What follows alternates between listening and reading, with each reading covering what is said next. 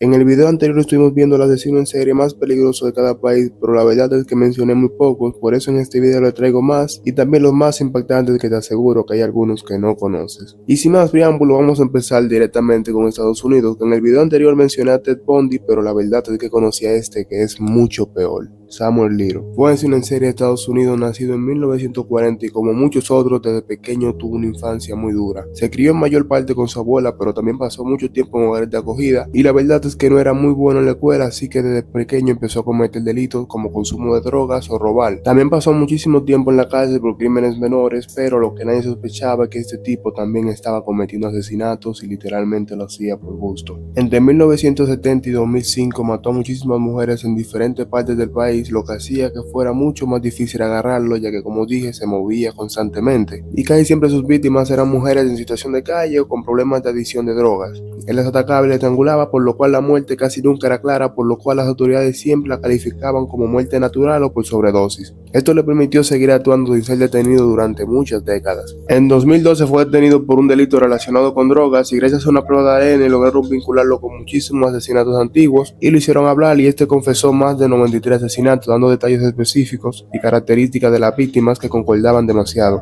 Dio fechas, características, lugares, dio todo para confirmar que era él, y hasta el momento solo se han confirmado 60 asesinatos. Algo curioso fue que Samuel hizo muchos dibujos y retratos de las víctimas que concluían demasiado con las mujeres que habían sido desaparecidas y ayudó a resolver muchísimos casos que tenían años sin resolver. En 2020 murió, dejando una gran indignación pública por todo lo que hizo, y también destapó muchas fallas que habían en el sistema, porque literalmente actuó durante casi 2 décadas sin ser detenido, simplemente moviéndose entre estados, y también porque mataba a personas sin ayuda del gobierno, lo cual dejó una lección importante sobre la necesidad de prestar atención igual a todas las personas por igual, porque como les dije, mataba a personas sin ayuda del gobierno y por ser personas sin hogar o de la calle simplemente no le prestaban tanta atención. Y ahora nos movemos muy lejos, específicamente para China, y te aseguro que no te esperabas esto para hablar de Yang Qinghai. Yang Qinghai fue un asesino en serie chino nacido en 1968 y creció en una familia muy pobre en la provincia de Henan. Dejó la escuela siendo joven y desde adolescente mostró problemas de conducta y fue arrestado varias veces por problemas menores, algo que se va a repetir muchísimas veces con este tipo de personas. Durante años vivió viajando por distintas regiones de China y trabajando en empleos ocasionales, lo que le permitió moverse sin levantar demasiadas sospechas. Entre 2002 y 2003 cometió un grupo de crímenes en varias zonas rurales de China. Entraba en casas por la noche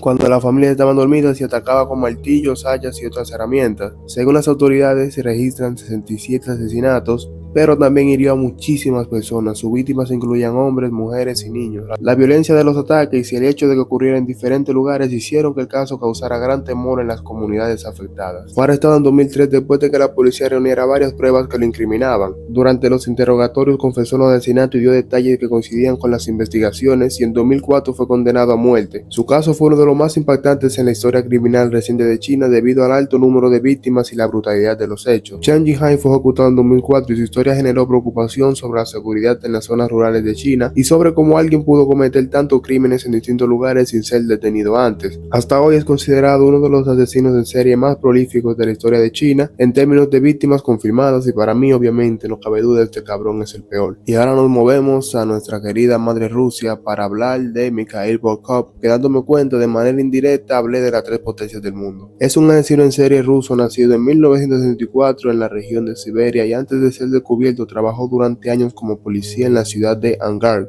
Desde joven llevó una vida aparentemente normal, tuvo esposa e hija y era visto como una persona común dentro de su comunidad. Sin embargo, durante ese tiempo comenzó a cometer asesinatos y que sus compañeros sospecharan nada de él.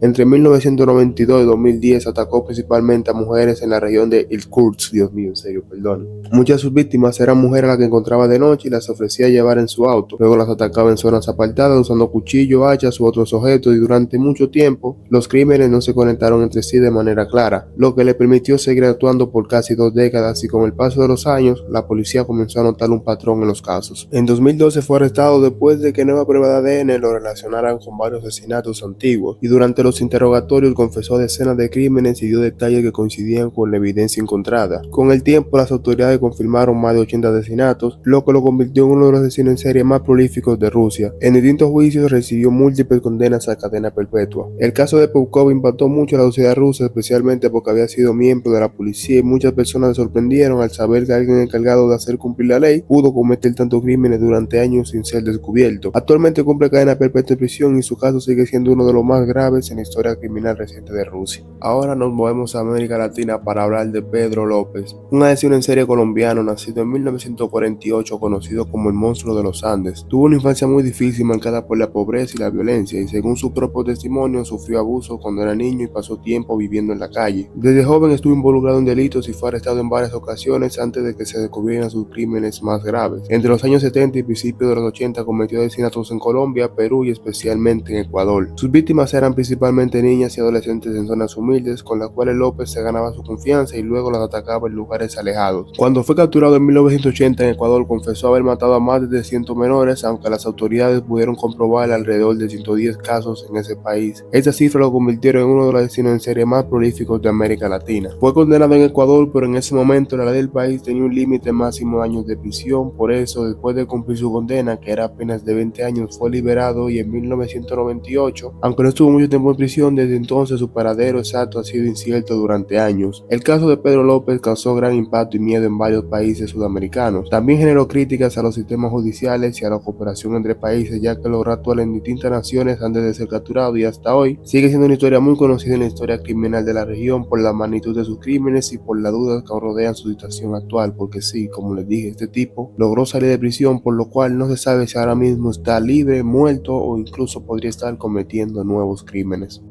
Y bueno, gente, esos fueron todos los criminales del video de hoy. Nada, espero que les haya gustado. Suscríbanse y den like porque pronto estaremos haciendo videos documentales mucho más extensos y detallados sobre casos de criminología. Espero que les haya gustado y bye.